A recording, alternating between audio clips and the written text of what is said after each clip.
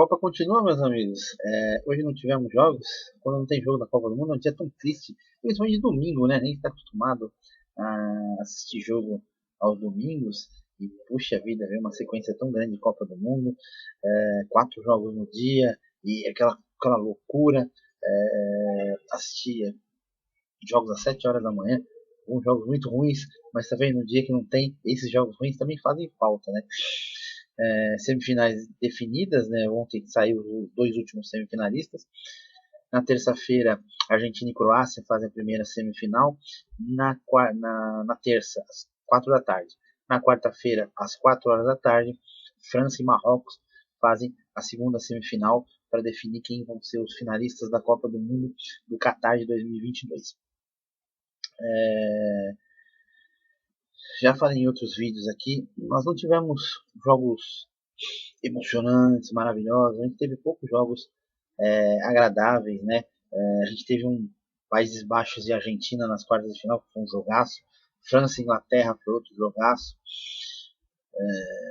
E aí você tem um momento aqui, um momento ali, né? O primeiro jogo do Brasil foi um grande jogo.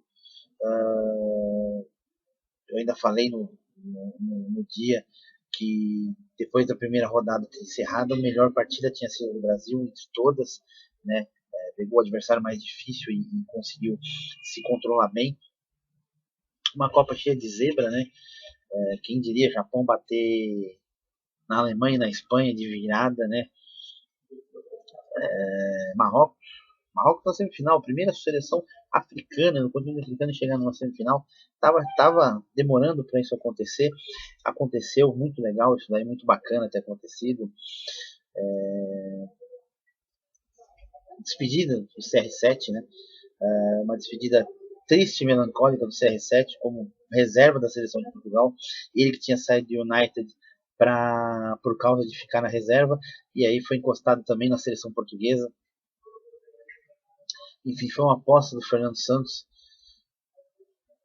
Na primeira tentativa deu muito certo, foi 6-1 contra a Suíça, mas na segunda tentativa não deu muito certo. A defesa marroquina conseguiu controlar bem o jogo e eliminar Portugal da Copa do Mundo. Cristiano Ronaldo não conseguiu chegar até as semifinais mais uma vez.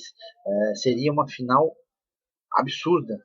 Messi contra Cristiano Ronaldo seria talvez, a gente falar assim, embate de jogadores, seria a maior final entre dois ícones do esporte que dominaram o esporte nesses últimos 15 anos, né?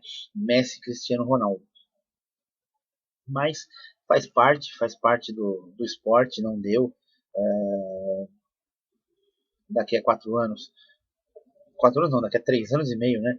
Portugal vem com uma seleção muito forte, sem o CR7, mas com uma seleção muito forte, uma seleção jovem, tem vários talentos, é muito boa a seleção. A Argentina, que tem uma seleção razoável, mas tem o Messi, né, que faz toda a diferença. Quando o Messi não tiver mais, é que a gente vai sentir o que vai ser a Argentina. Talvez seja a última dança, né? Para quem assistiu o documentário na Netflix do Bulls, do Michael Jordan, Last Dance, a última dança, foi a temporada de despedida daquele timaço do Bulls. Tá aí uma despedida do Messi, quem sabe coroando ele com o título da Copa do Mundo do Qatar. Seria o tricampeonato da Argentina, primeira Copa do Mundo do Messi, se igualando ao Maradona. E vou torcer muito, porque não pode outro europeu ganhar a Copa do Mundo, não pode a França ganhar o tricampeonato. Desculpa, entre França e Argentina, eu prefiro a Argentina tricampeã do que a França tricampeã. Mesmo sendo um rival direto, mesmo sendo uma encheção de saco aqui, eu prefiro, porque França não dá não. A França está entalada aqui já há muito tempo e era a nossa vez de destronar eles, de acabar com essa pompa deles, mas infelizmente não deu. Vamos torcer para o Messi acabar com a pompa desses caras aí. Lógico que tem a Croácia no meio do caminho, a França tem Marrocos. Acho que a França pegou um adversário surpreendente. Os dois pegaram um adversário surpreendente, mas assim, a França pegou mais. É uma seleção africana, primeira semifinal deles. Uma boa seleção, grandes talentos, só que privam muito da força física. E eles estão saindo desgastados muito dos jogos. Pegaram um grupo assim, razoavelmente complicado, seria a terceira força do grupo, conseguiram sair em primeiro lugar ainda, mas fizeram jogos muito duros. Oitava de final foi para pênalti, Nessas quartas eles sofreram uma barbaridade para segurar a seleção de Portugal, então a gente não sabe como vai chegar Marrocos para essa semifinal. A semifinal é só na quarta, tem alguns dias a mais de descanso que a Argentina, por exemplo, e que a Croácia. A Croácia que nas últimas Copas do Mundo venceu 2 jogos, perdeu um e empatou todos os outros. Essa é a sensação da Croácia. A Croácia venceu essa Copa do Canadá. Na Copa passada também venceu uma partida na fase de grupos. Do resto foi todos empates. Na Copa passada chegou até a final, perdeu para a França de 4-2. E nessa está chegando de novo aos trancos e barrancos, de novo a Croácia chegando. Tem bons talentos? Tem bons talentos. Mas eu não acho que seria uma seleção para chegar entre os 4 melhores do mundo. Né? Aí você fala, mas Marrocos não é mais surpreendente que a Croácia?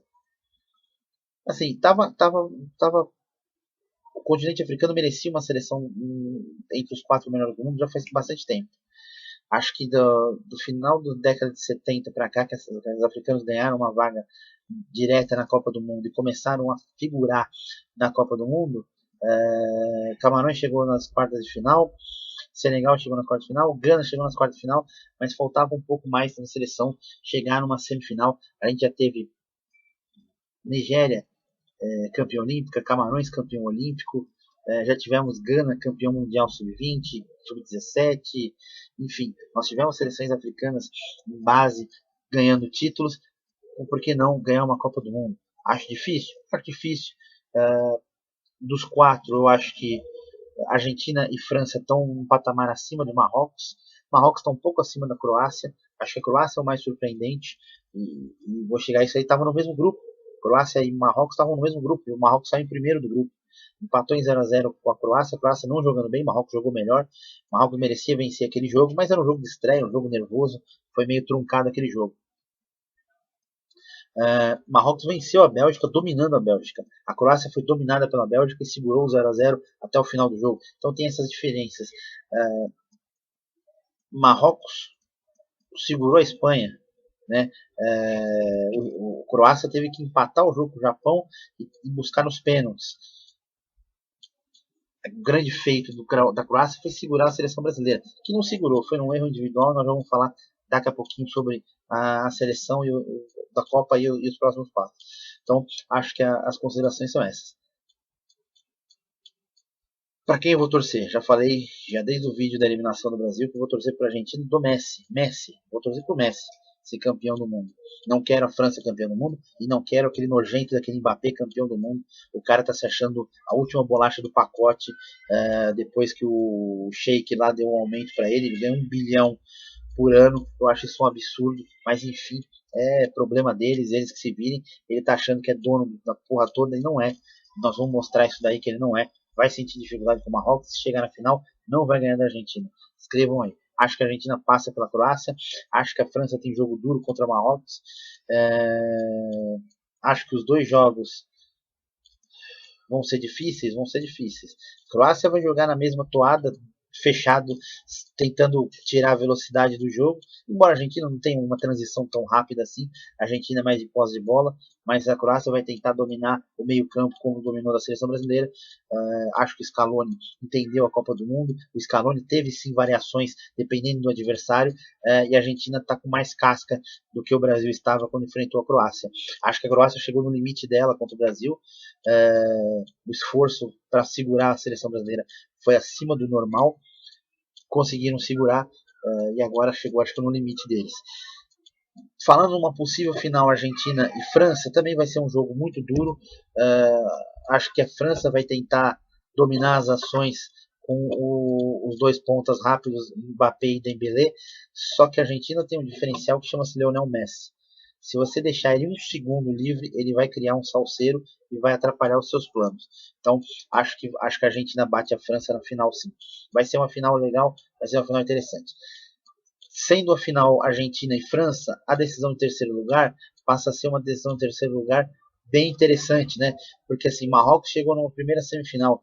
Acho que um terceiro lugar seria uma colocação surreal para uma equipe africana nesse momento, e acho que eles consigam esse terceiro lugar aí. Já a semifinal já virou uma Copa do Mundo, já virou um título para eles, e o terceiro vai coroar ainda mais. Lógico, se chegar numa final, se ganhar uma Copa do Mundo, aí é o supra-sumo. Mas eu acho que eles chegaram no limite, bateram no adversário muito mais difícil. Acho que se tivessem caído do outro lado, por exemplo, com Argentina e Marrocos, acho que talvez Marrocos pudesse aprontar um pouco mais, mas acho que contra a França não. Aí você me pergunta, pô, mas se Marrocos não consegue, se conseguiria aprontar com a Argentina, como que a Argentina vai ser campeão contra a França? Aí é cachorro grande, né, meu? É dois bicampeões do mundo. Aí é diferente, é final de Copa do Mundo. Aí o coração fala mais alto e a Argentina tá com um espírito de luta absurdo. Foi mostrado isso aí contra a Holanda. Eles entenderam o jogo. Se precisar fazer falta, eles vão fazer falta. Coisa que o Brasil não fez, né? Se precisar dar pancada no adversário, o cara vai dar pancada no adversário. Vai chutar bola no banco do adversário, vai empurrar, vai morder, vai fazer o que for preciso para ser campeão do mundo. Então, por isso que eu acho que Marrocos chegou no limite, mas se estivesse do outro lado, teria um pouquinho mais de esperança de ir para uma final. Mas o futebol tudo é possível, essa é a Copa das Zebras. Quem sabe Everaldo Marques narre França e Marrocos, e aí Marrocos apronte para cima da França, chegando numa final de Copa do Mundo. Né? Seria maravilhoso, seria incrível uma seleção africana numa final de Copa do Mundo.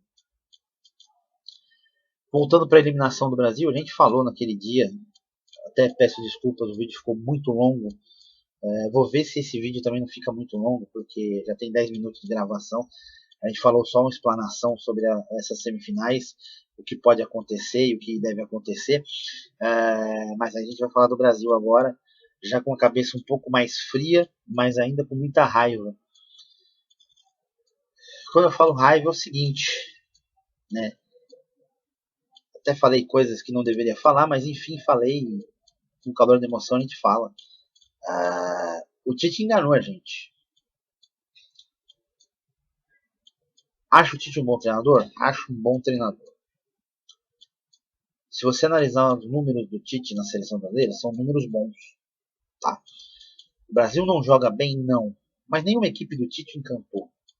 Nenhuma equipe do Tite jogava com toque de bola absurdo. Era o time que destruía, que ficava fechado e vivia por uma bola. A equipe reativa.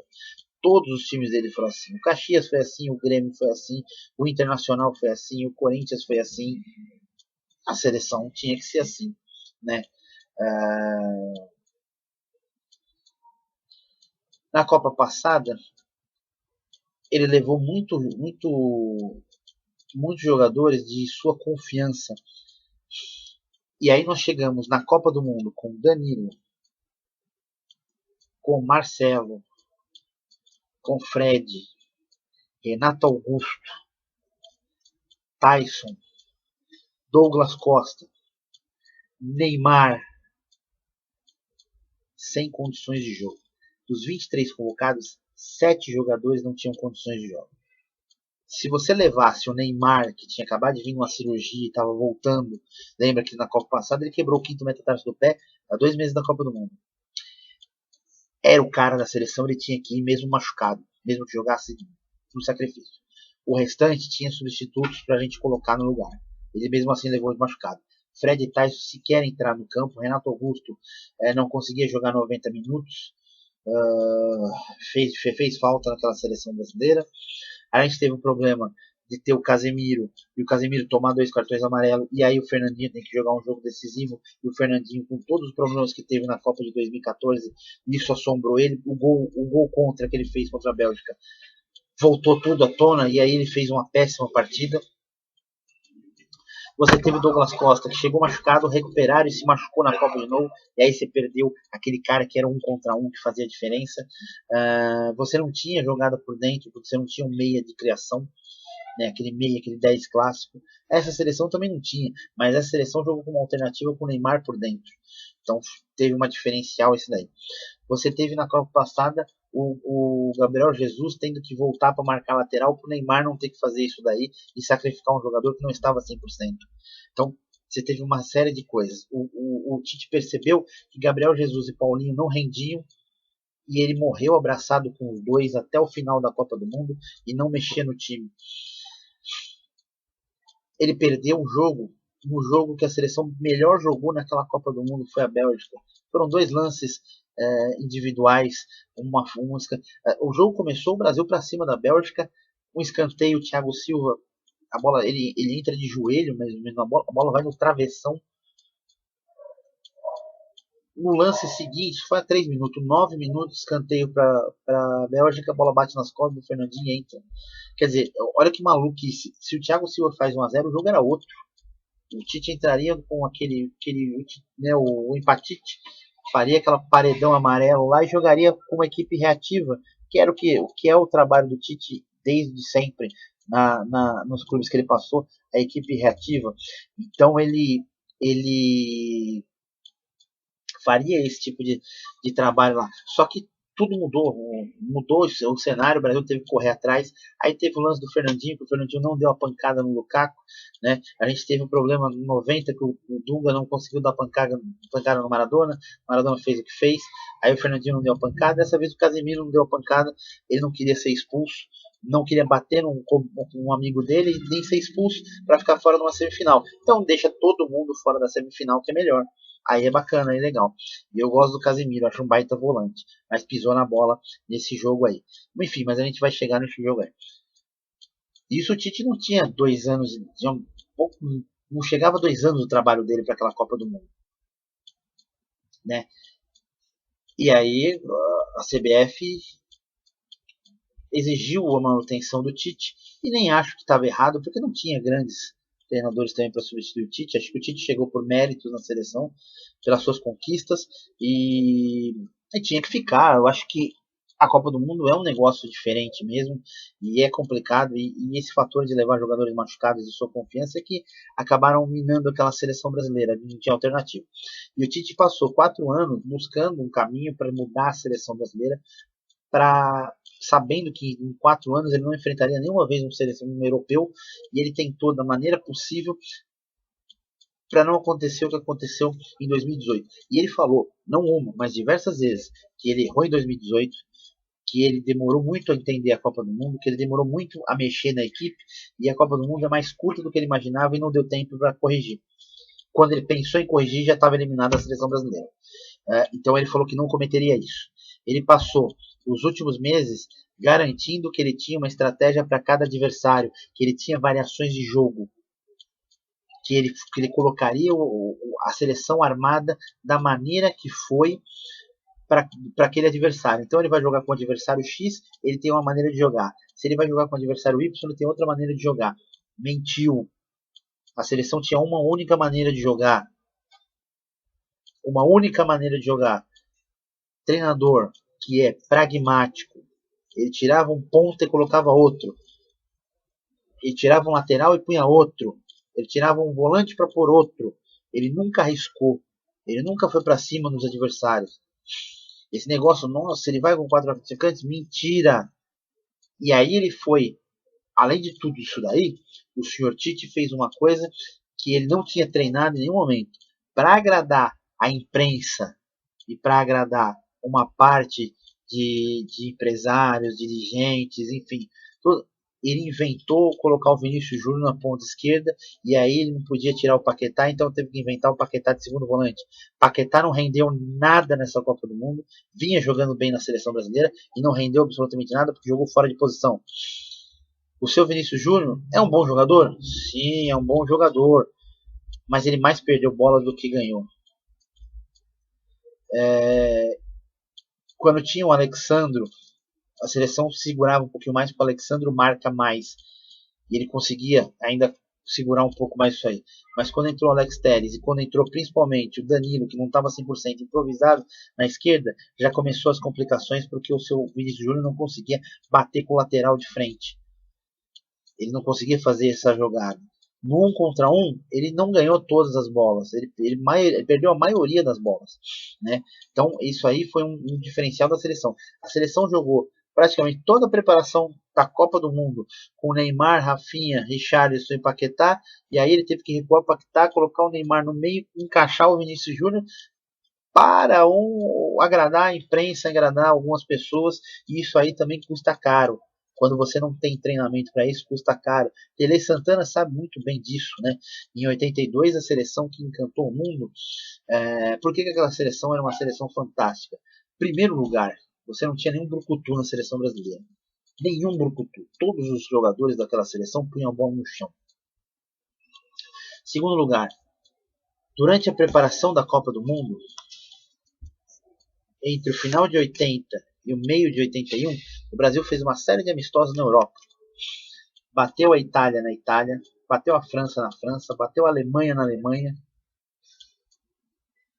A seleção perdeu um jogo para o Uruguai e um jogo para a União Soviética nesse meio. Mas assim, e quando enfrentou essas seleções, o Brasil passeou. Foi uma seleção fantástica. Só que tinha um diferencial na seleção. Essa seleção que jogou praticamente esses amistosos, essa preparação, e o Mundialito de 81, jogava o meio campo com Cerezo, Sócrates, Zico, e aí jogava Paulo Isidoro e Éder, e o Reinaldo ou Careca centralizado.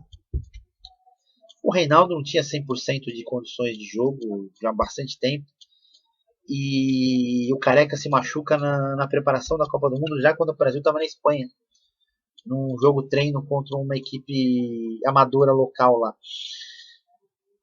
E aí tem que ir o Serginho pra frente, que mudou um pouco. Na preparação era Paulo Isidoro. Paulo Isidoro fazia uma função que ajudava na marcação, na recomposição e na marcação pela lateral. E ele abria o espaço para abrir a defesa adversária, porque ele jogava mais aberto pela direita. Na Copa do Mundo entrou o Falcão, então o meio campo era maravilhoso. Cerezo, Falcão, Sócrates e Zico. Só que na prática se mostrou ineficaz quando pegou a primeira pedreira pela frente, que foi a Itália, que era uma defesa fechada. Você não conseguia abrir porque você não tinha um homem espetado pela ponta direita. Né? Isso fez um pouco de falta e isso custou caro. E mais uma vez nessa Copa do Mundo custou caro, com mudança em cima da hora, sem ter treinamento nenhum. E ele treinou isso aí lá na Itália. Quando o Brasil chegou na Itália, que foi treinado a primeira vez isso aí com Paquetá de segundo volante, Vini Júnior Alberto. E aí, nossa, a imprensa adorou. Supra-sumo da imprensa. E agora todo mundo cai matando em cima. Custa caro, Tite. Quando você não se prepara, quando você quer agradar as pessoas, custa caro. Isso custou uma Copa do Mundo pra gente. Um Hexa que estava na nossa mão, porque você mentiu para todo mundo, mentiu para o torcedor brasileiro, mentiu para todas as pessoas, mentiu para o próprio elenco, porque nunca o Brasil teve um esquema de jogo diferenciado. Tá? No jogo contra a Croácia, que foi a eliminação, eu nem vou falar dos outros jogos da seleção, porque assim, já falei nos vídeos, né? Primeiro jogo, o Brasil soube sofrer, deu a bola para a Sérvia, desgastou o time da Sérvia. O Brasil tinha uma saída rápida, quando pegava a bola, via para o Vini Júnior, ele fazia a primeira quebra e lançava o Rafinha na direita, saia em partir em velocidade. Então essa bola alçada de um lado para o outro, pega a defesa aberta e a velocidade do Rafinha, tanto é que ele ficou duas vezes cara a cara com o goleiro sérvio. Né?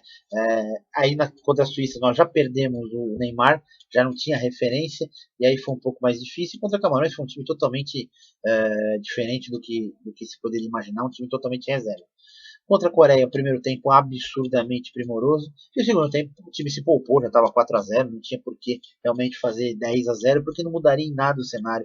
Se o Brasil fizesse 10-0 ou 1-0, enfrentaria o mesmo adversário. Então isso aí não faz diferença nenhuma para critério de classificação. E aí veio o jogo da Croácia.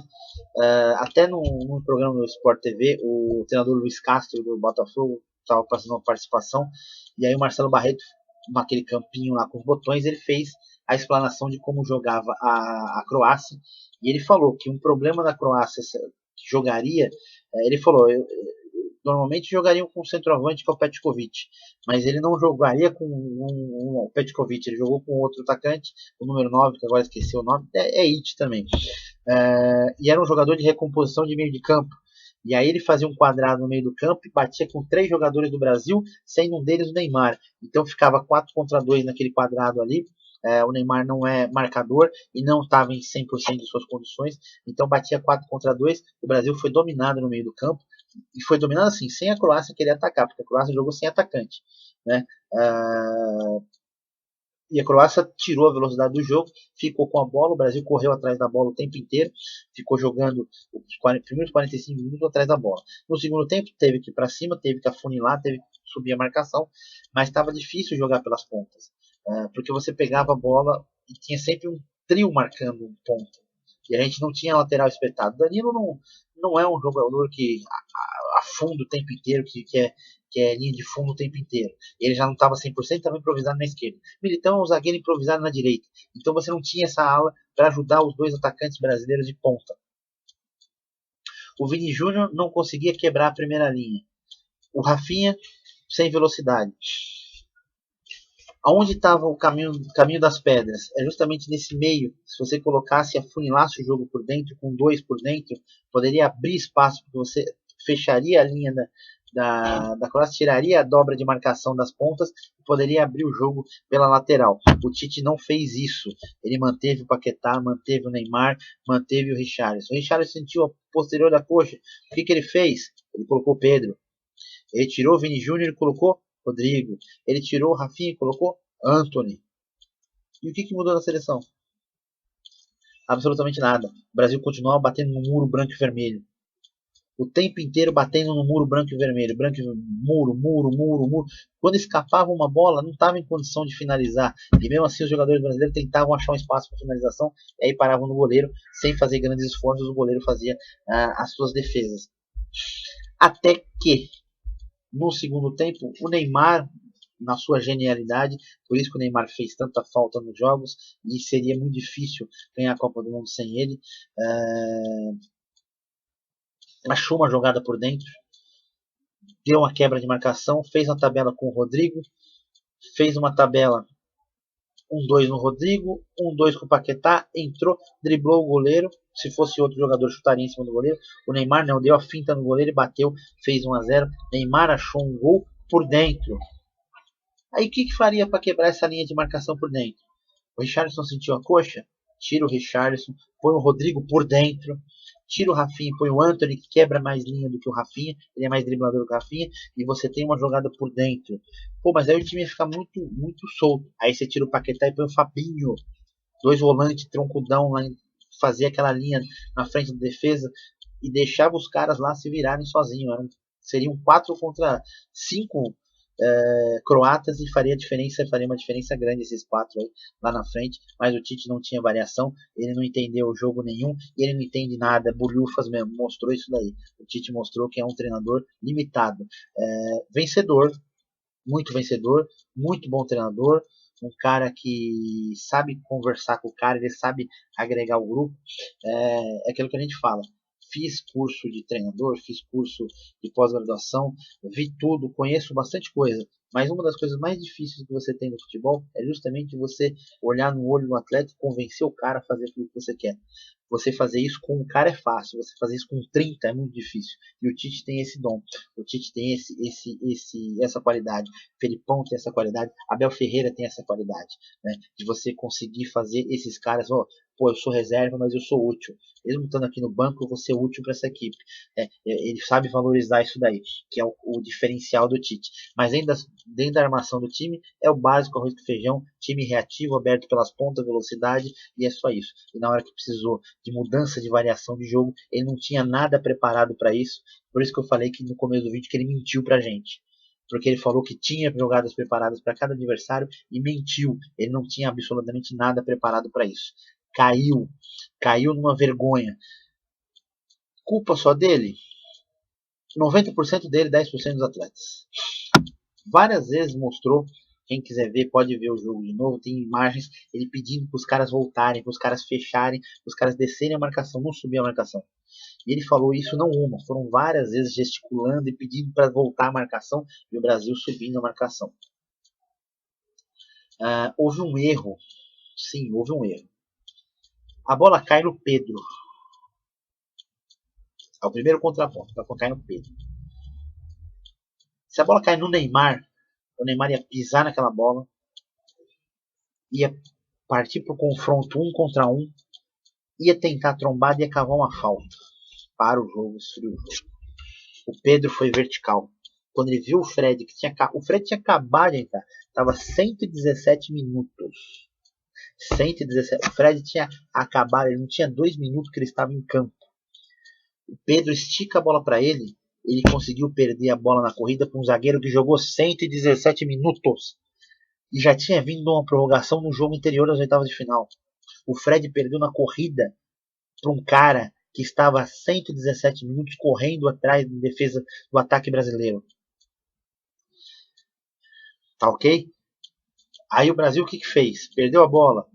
O Fred não rolou no chão tentando cavar uma falta. Não ficou no chão para o juiz parar o jogo. Não, ele levantou e foi apertar lá em cima. Quando ele apertou lá em cima, todo o time brasileiro subiu. Nós tínhamos 7 jogadores no campo de ataque. Faltando 4 minutos para acabar a prorrogação. 7 jogadores no ataque. Se você precisa ganhar o jogo, você não tem ação ofensiva com 7. O Brasil subiu com 7. O Fred estava na linha de fundo. O Casemiro estava na ponta direita. O Alexandre, que era o lateral esquerdo, estava no meio do campo. No meio, como volante. Quando essa bola vem pro Modric, o Casemiro está grudado no Modric. O Casemiro já tinha um cartão amarelo. Dá-lhe uma pancada bem dada, o juiz ia parar o jogo, aí ia vir aquele bolinho, ele ia ser expulso, faz um charminho, demora um pouco para sair, esfria o jogo. Não, eu não vou ser expulso e ficar fora da semifinal. A defesa resolve, só que a defesa é você a defesa, você tinha que estar lá, não tá. Aí vem o Alexandre por dentro, junto com o Danilo, que estava se arrastando em campo. Em vez dele ir para cima do atacante, ele foi para dentro da área, deu campo pro cara. Meu, dentro da área você não pode fazer nada com o cara, véio. Ainda fora da área você dá uma pancada nele. Véio. E é isso que a gente falou que faltou malícia. Faltou malícia para esse jogador, malandragem. A falta está na regra do jogo. Você não precisa matar o adversário, é só parar a jogada. Você mata a jogada, você não mata o adversário, você não mata a pessoa. Outro contraponto. Por que tirou o Militão? O Militão não tinha mais condição física de continuar o jogo. Meu amigo, não interessa.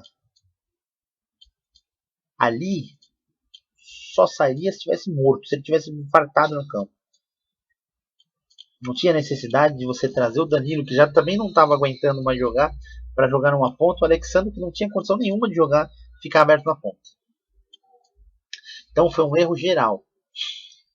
Tudo na conta a maior parte na conta do Tite por causa de tudo que a gente explanou. Ele mentiu pra gente, ele enganou a gente, ele enganou o torcedor, ele enganou a imprensa, ele enganou todo mundo. Ele falava uma coisa bonitinha, aquele jeitinho dele. Aí você fala, mas nem era para ir para pênalti. O Brasil chegou no pênalti derrotado. Qualquer um que bateria ali, o Brasil não ganharia aquela disputa por pênaltis. O Neymar se abrisse, batesse o primeiro e fizesse, o Brasil perder. Algum momento alguém ia perder um pênalti, o Brasil ia ser eliminado da Copa do Mundo. Eu falei no dia, nós temos 3 goleiros, nenhum dos 3 pega pênalti. Mas o Everton pegou o pênalti. Sim, mas olha a quantidade de pênaltis que é batido no gol do Palmeiras e quantos ele pega. Conta com isso daí comigo. É um goleiro que. É que assim, o Everton e o Ederson fazem mais milagres do que o Alisson. O Alisson é um goleiro mais frio. Né? O Ederson e o Everton fazem mais milagres durante o jogo nos seus clubes. Mas não são pegadores de pênalti realmente. Né? Pegam pênalti? Pegam. O Ederson também chegou a pegar pênalti na seleção, chegou a pegar pênalti no Liverpool, mas não é um jogador assim que você fala, meu Deus do céu. O cara é um monstro, é ele que vai resolver a seleção brasileira. Não.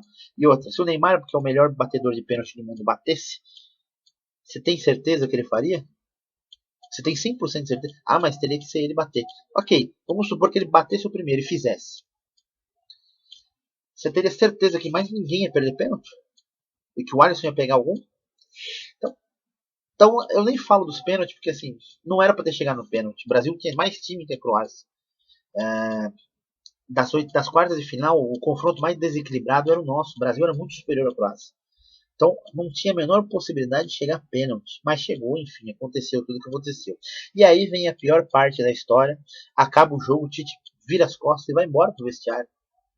Larga todos os jogadores aos prantos no gramado, sem consolar nenhum, sem abraçar nenhum. Quem teve que consolar foi os jogadores da Croácia. Modric foi abraçar o Rodrigo. Modric foi abraçar lá. Pediu para ele ter força, que isso faz parte, que ele vai ficar mais forte e que logo logo vai passar isso daí e ele vai chegar a ser campeão do mundo. E cadê o Tite?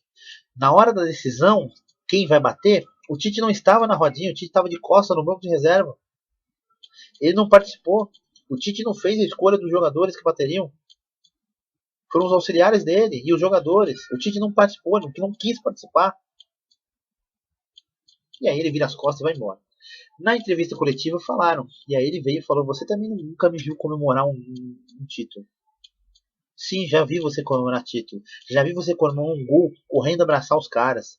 Eu já vi na Copa passada, no jogo contra a Bélgica, você ir lá na entrada do turno abraçar um por um dos jogadores da seleção brasileira que saíram tristes daquela derrota também. O Tite foi covarde porque ele mentiu para todo mundo e ele percebeu a mentira dele e ficou com vergonha e saiu fora. Saiu fora. Tite foi covarde. Aí pergunto, bom, ele já tinha falado antes da Copa do Mundo que ganhando ou perdendo ele sairia. Ok, então nós sabemos que não é mais o Tite o treinador da seleção brasileira, isso é ponto. A partir de agora, o que vamos pensar? Há um clamor popular pelo Abel Ferreira na seleção brasileira. Isso é notório da imprensa e das torcidas em geral. A única torcida que contra isso aí é a torcida do Palmeiras. Primeiro lugar, Abel não vai ser o treinador da seleção brasileira. Você garante? Falei, garanto. Primeiro que ele tem tudo planejado na vida dele e ele teve a oportunidade de abandonar o Palmeiras e não abandonou. Muito pelo contrário, ele renovou o contrato. Muito bem, ele já deu essa declaração que ele vai cumprir o contrato até 2024. Vai ficar um ano descansando. E aí volta em 2026. Já seria o ano da Copa do Mundo, então dificilmente uma seleção o contrataria, né? Talvez aí vai buscar um clube europeu para fazer o trabalho europeu e fazer o trabalho dele lá na Europa. Bom, então aí está descartado. Aí nós temos alguns assim contrapontos. O presidente da CBF falou que é um estrangeiro na seleção brasileira. Os treinadores brasileiros, que lógico, estão lá querendo mamar na teta da CBF, são contra, porque o Brasil tem 5 estrelas e nunca um estrangeiro dirigiu a seleção brasileira. Mas já são desde 2002 que a gente não consegue ganhar de um europeu na Copa do Mundo. E desde 2002 que a gente não consegue um título. Teve um 7-1 no meio desse caminho todo. Então, assim, os treinadores brasileiros estão ultrapassados? Sim, estão ultrapassados. Pode falar o que for, mas estão ultrapassados muito. Só que nós temos preocupações. A gente não tem grandes nomes aqui no cenário brasileiro para substituir o Tite. Como eu falei, o Tite, quando chegou na seleção, ele chegou com méritos. E era a bola da vez e não tem um substituto ali à altura. Na época da Copa do Mundo 2018, o sucessor natural, ideal pelos trabalhos seria o Renato Gaúcho, mas decaiu muito. Aí você imagina Cuca. O Cuca fez bons trabalhos também, campeão com o Palmeiras, campeão com o Atlético Mineiro, mas o Cuca é inconstante, ele é muito, muito emotivo e muito irracional e perde demais o grupo. Então dificilmente seria o Cuca. Aí sobram nomes preocupantes, né? Você tem Mano Menezes, que até eu vi um vídeo dele falando que não tem a menor chance. Falou uma entrevista com Benjamin Bach. Ele falou que não tem a menor chance de assumir a seleção brasileira. Ele falou: quem me conhece sabe, depois de muito tempo parado, o Inter me abriu as portas e eu não vou abandonar o Inter. Eu não sei, não o conheço pessoalmente. Ele garantiu que quem o conhece sabe que ele não o largaria. Mas eu não ponho a mão no fogo por nenhum treinador brasileiro. Então você risca o Mano Menezes. Quem tem? O Renato Gaúcho não faz um grande trabalho, caiu com o Flamengo, voltou pro Grêmio, conseguiu subir o Grêmio, mas enfim, tá lá. Dunga, de novo, acho que não caberia, né? Não tem mais a mínima condição do Dunga voltar para a seleção brasileira. Aí você teria Dorival Júnior. Não acho que Dorival Júnior. Se o Flamengo não quis Dorival Júnior campeão da Libertadores, porque a seleção brasileira queria, né? Aí vem os estrangeiros. Guardiola, sonho de toda a população brasileira. Guardiola ser o treinador da seleção brasileira. Uma entrevista para a ESPN Brasil alguns anos atrás, o Daniel Alves veio e falou que o Guardiola quis treinar a seleção brasileira e a CBF não quis antes da Copa do Mundo de 2014. Ele queria dirigir a seleção em 2014. A CBF não o quis. Isso, palavras do Daniel Alves. O Guardiola já falou alguma vez que seria um negócio incrível para a carreira dele dirigir a maior seleção do mundo, que é a brasileira. mas que dificilmente aconteceria, porque ele tem contrato com o Manchester City, ele falou isso daí, eu tenho contrato com o Manchester City, está tudo encaminhado para minha renovação, e dificilmente eu largaria um trabalho pelo meio, e realmente ele nunca largou um trabalho na metade do caminho para assumir outro clube, ou e seleção também não, nunca teve uma proposta de seleção de nenhum país do mundo. Então, e outra, o salário dele lá na Inglaterra gira em torno de 24 milhões de euros por ano. Muita gente fala, poxa vida, mas a CBF tem condições de pagar? Tem, mas não o faria. A CBF não faria essa loucura para pagar o salário do Guardiola. Poderia, mas não pagaria. Então já começa a restringir um pouquinho isso daí. Jorge Jesus. Jorge Jesus seria o da vez e ele já declarou que adoraria dirigir a seleção brasileira. Só que depois do Flamengo ele fez péssimos trabalhos e ele se mostrou uma pessoa que não tem o fino trato como, por exemplo, o Abel Ferreira tem. Né? Ele é um cara muito também inconstante, irracional e dificuldade para trabalhar com algumas peças aí da seleção brasileira. Então fica difícil. E a gente assiste programa esportivo, lê, vê muito assunto. Isso é particular meu. Eu estou dando isso aí. Não estou falando que vá acontecer, mas estou falando que se eu fosse o presidente da CBF, eu faria dessa maneira. E aí eu vi uma notícia, não sei se é verdade, eu tentei checar, mas eu não vi ninguém falando isso daí, mas eu vi num desses vídeos do YouTube, que pessoal que também comenta futebol assim como eu, falando que Thiago Silva, Daniel Alves, Casemiro, Marquinhos e Neymar gostariam de ver Fernando Diniz na seleção brasileira. Não consegui checar se é verdade, não achei nada disso aí se é verdade. Mas aí eu vou falar o que eu acabei de falar. Professor Fábio, se fosse presidente da CBF, a Copa é daqui a 3 anos e meio. Nesse primeira perna na Copa do Mundo, 2 anos, eu traria Fernando Diniz para ser treinador da seleção brasileira. Por que o Fernando Diniz? Pô, mas ele não tem título. Pô, o Fernando Diniz, todos os problemas que ele tem. Em primeiro lugar, a seleção brasileira não tem a mesma exigência de um clube. Você não tem o dia a dia do clube. Você não tem aquele desgaste com o atleta no dia a dia. É o primeiro ponto. Segundo ponto. Você pode achar o trabalho dele ruim, você pode achar o que for, mas todos os times dele têm um toque de bola diferente. Todos os times que o Diniz dirige têm um toque de bola que é realmente encantador. E são equipes que não têm grandes jogadores. O Fluminense não tem, que elenco maravilhoso, tem algumas peças boas. Imagina só ele tendo todos os jogadores brasileiros à sua disposição. Ele pegar só o melhor, só a nata da nata, fazer. Então ele voltaria a trabalhar o que o povo gosta, né? O que o brasileiro gosta. Ele voltaria a encantar e quem sabe o povo brasileiro se encantar de novo pela seleção brasileira. 2 anos ele faz esse trabalho, ele faz a seleção brasileira jogar um futebol maravilhoso, envolvente e encantador. E aí depois, 1 ano e meio para a Copa do Mundo, eu traria Carlo Ancelotti do Real Madrid, talvez o treinador mais vitorioso da Europa, ganhou Champions pelo Milan, pelo Real, pelo Bayern de Munique. É um cara que ganhou título em todos os clubes que ele jogou, um cara que é querido pelos clubes, pelos jogadores, tem uma grande apreciação por brasileiros, conhece bastante essa seleção brasileira, afinal ele trabalha com Militão, com Rodrigo, com Vini Júnior e trabalhou com o Casemiro que foi para o Manchester United. Então ele já conhece praticamente a base da seleção. E aí ele daria, já com a seleção jogando bonito, ele daria a força tática para enfrentar o elemento europeu para a Copa do Mundo. Isso vai acontecer? Não sei, eu falei que eu faria dessa maneira. Carlo Ancelotti já disse que gostaria de encerrar a carreira depois da passagem do Real Madrid. Ele quer descansar, quer curtir a aposentadoria. Então não sei, talvez se fizesse um convite pro cara, o cara pensaria, porque é 1 ano e meio. Ele faria um trabalho de 1 ano e meio e, poxa vida, Uma Copa do Mundo ele não tem. Imagina ganhar uma Copa do Mundo com o Brasil. O cara vai ficar na história. Vai estar lá, o primeiro treinador estrangeiro campeão do mundo com a seleção brasileira. Vai ser algo surreal para a carreira dele.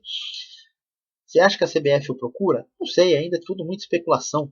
O medo é que vai assumir a seleção, a CBF, o diretor de seleções, um cara que tem muito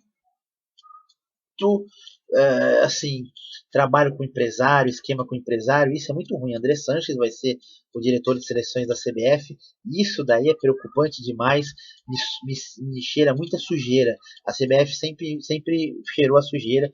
Moisés Ramalho não quis trabalhar na CBF por N problemas, né? O Falcão acabou saindo da seleção, não deu certo na seleção, por causa de N problemas que teve também com a cúpula da CBF e empresários envolvidos no meio do futebol. Então, eu não sei como é que seria. Talvez o estrangeiro nem coubesse dessa maneira, porque o cara não.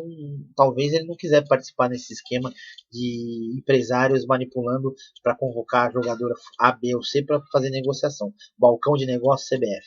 Mas enfim, vamos aguardar. Eu falei, eu gostaria de ver nos 2 primeiros anos Fernando Diniz e no último perna da Mundial 1 ano e meio, Carlo Ancelotti. Eu garanto, Neymar aceitaria jogar com esses dois.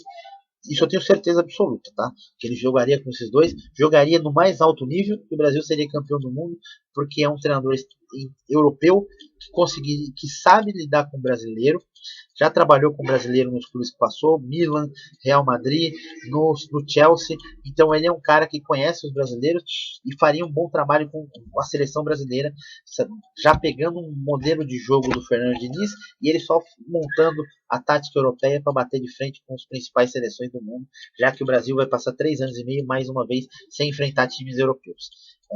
A ideia é essa daí. Tá? Amanhã, novamente, não tem jogos. Tá? Segunda-feira não tem jogos. Terça-feira, semifinal. Quarta-feira, semifinal. Aí, terça e quarta, a gente tem vídeo. Amanhã não vai ter vídeo. Esse vídeo que eu falei ficou longo de novo, mas falar assunto da seleção brasileira fica longo. A gente vai falar mais da seleção brasileira a partir de agora, porque vai ter mudança de treinador, mudança de filosofia, então a gente vai saber quem vai ser o treinador da seleção brasileira, tá? Lembrando que quem não se inscreveu no canal, não se esqueça, só se inscrever clicando aqui embaixo, ative o sininho, dê um like, ajude compartilhando nossos vídeos. Até terça-feira.